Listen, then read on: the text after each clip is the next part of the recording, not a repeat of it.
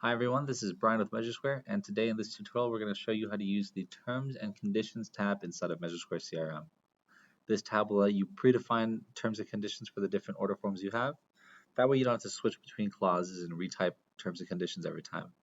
And we understand many of our users may have different terms for different situations, whether they're working with union or non-union, retail or residential or commercial. To get started with defining those terms and conditions, we'll go to our Settings tab in the top right corner by clicking the gear icon. We'll scroll down to our terms and conditions at the bottom. And on the top, you can see the different forms that these terms and conditions will be applied to. And within those forms, you can see the different terms and conditions we have set inside of them. In this case, the code has two different forms, standard and non-union. To create a new term, click the button on the top right.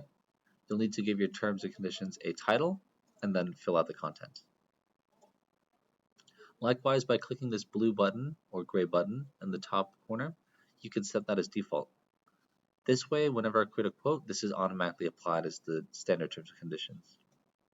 Again, once you've created them, you can edit them by clicking the square with a pen inside of it, or you can delete them altogether using the trash can. Now to see this feature in action, we can actually go to our quotes and click on a new quote.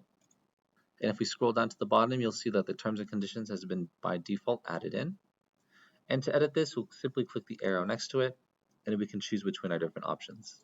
This function will be the same for our invoices, purchase orders, and work orders. We hope you found this tutorial helpful, and thanks again for watching.